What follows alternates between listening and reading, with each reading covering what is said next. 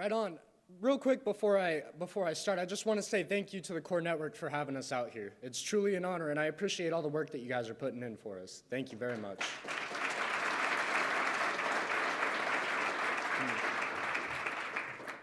Oh man, this is really cool. I never in 1,000 lifetimes thought that I would be allowed in the presence of such powerful and well-connected people.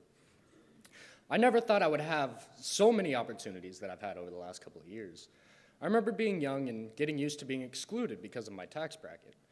I have a specific memory of all my buddies going to water park during the summer, and I declined every year because I was poor. It didn't bother me none, it's just the way things were. One of my buddies, however, paid for me to go one year. Their parents shelled out the money for the ticket, and that one always stuck with me because I wasn't ever going to be able to pay him back, and they didn't have any reason to do it, but they changed my life by that small act of kindness. I think the Corps has had the same effect in essence. This Corps has changed my life, changed me, and in ways that you may never think correlate to the program. Like I'd mentioned, y'all gave me the opportunity for so many things. Before the Corps, my imagination was limited. Being powerful meant you had a lot of drugs, and being well-connected meant you had people by the balls. Now I see power as something from the inside, not a sum of external resources. And now I see being connected as being able to network, to leave lasting impressions, and remember the connections you've made. Connections consist of relationships, not records and repercussions. I learned about Job Corps through one of these old connections. I went to high school with this fella named Howie. I used to sell him drugs, and in return, he would network my name. He ended up dropping out, and as it turned out, he went to Job Corps to get away from the circles he was in. A few years later, I ran into him at a Sonic. I was in a really bad state of mind, as my world was in the beginning stages of crumbling. He told me about Job Corps and how it turned his life around. He was taking care of his own family and staying out of trouble. He described exactly what I wanted, but in a way that was plausible. Now, I wrote it off at the time, but I never forgot about it. At that time, I was still struggling to break the cycles that I was born into without trying to distance myself from them. You see, I'm the golden child of a problem family, which makes me the black sheep in an ironic sort of way. You see, while my brothers were out on the streets hustling, I'd be grinding at work, making less money, but trying to do it the right way. When my family members were down and out, or in between the risks that they so love to take, I was the one with a stable environment where they could come get clean and come get warm. That didn't last long, though, as I was just enabling these same cycles to continue. This went on until I had nothing left to give. I held on for as long and as hard as I could, but eventually I just couldn't take it anymore. I needed a way out, and Job Corps was the first thing that I had turned to. When I took the leap and decided to go to Job Corps, I didn't expect it to work out. I was in the tax bracket where things like that don't happen, you know? All through my interviews and recruitment, I was usually drunk or high and not very hopeful. When I was called by Mr. Terry Newdall, I was flabbergasted. I love using that word in a sentence. But that's when I started getting serious. When I arrived, I planned to stay under the radar and be utterly evanescent. Strangely enough, within my first few weeks, I was put into situations where certain skills started to shine out of me. I hold a fond memory of being in a room with other students new to the program, about to attempt an activity. As a team, we had to perform this task without talking. The only person that was allowed to talk was the team leader, and I remember everybody in the room unanimously voted me as the team leader. That was a huge shock to me. I'd never been in a position like that before. I was learning very basic aspects about myself that I'd never had the opportunity to explore before. I was put into situations that progressively challenged different key parts of my character. I was put into the wildland firefighter trade, where I could prove my individual work ethic through physical training and general excellence. I was given opportunities to facilitate recreational activities and spent a short time as recreational president.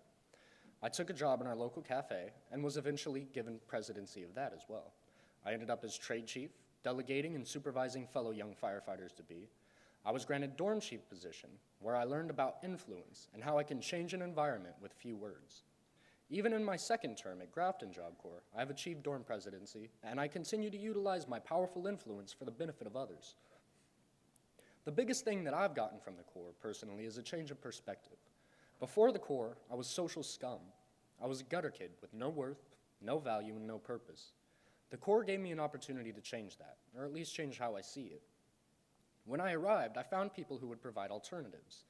The people I met were like-minded and self-motivated, and every single one of them disagreed with my view of myself and my life. They continuously offered me a different view. They painted a picture where I was worthy of help. They told me about a young man who was powerful, connected, and loved. They described to me that I, too, could have a life worth living. I didn't believe any of them. Then I met Danny and Justin. See, Justin Abbey, Bitterroot AFMO, was this Superman always sitting in an office. One of my favorite pictures that I've ever seen is a photo of Superman wearing handcuffs, being chauffeured into a jail. And that one's always stuck with me because it's the choice. It's through your virtues that I find that most often people will single you out or try to demean you. Justin's one of those men who has virtues and allows people to take not advantage of him, but he uses them to the utmost of his ability. Pardon me a moment. So, I got there, and Justin's spending most of his time in his office, whether it's on conference calls or emails. He's smart, strong, handsome, and he's got some pretty cool stories. I didn't see how he would end up in an office like that. I realized quickly that Justin's probably the most powerful person I've ever met. That man can do anything in the world he desires, and yet he chooses to empower all of us punks. I say empower because he was never a crutch, nor was he a despot. He chooses to see each of us in the brightest spotlight he can. I once heard somebody say, "Tell your story as if you're the hero." Well, every time Justin speaks, I feel like a hero. That was the first crack in my paradigm. What really broke the camel's back, however, was my personal hero, Danny Atkinson. Danny is the fire instructor at Trapper Creek Job Corps. Now, Danny went to Trapper Creek Job Corps some moons ago as a student, and he graduated the same program to go on to have a successful career, a good home, and a life worth writing a book about, not to mention a beautiful family. Man, this guy tells his story, and I hear my own, you know? We have a lot in common, especially as far as pre-Corps life goes. We grew up in the thick of an ugly situation, diving headfirst into trouble, and decided something had to give. What really gets me, though, is that he comes from a similar background, and he has grabbed the horizon. He has the most beautiful daughter, Aspen, and another one on the way. Congratulations, Danny. That's what really taught me that I think life is worth living, was Danny's daughter, Aspen. When Danny's family came to visit him in the office one day, I remember considering the idea that I could one day find myself with a beautiful wife and maybe a child. I never really considered it before because I had never seen it done successfully, except maybe on TV. And even in the soaps, it's a little too much drama for me, you know? But here he was, a shorter, funny-looking version of myself, and he was doing better at it than I'd ever imagined. Love you, Danny.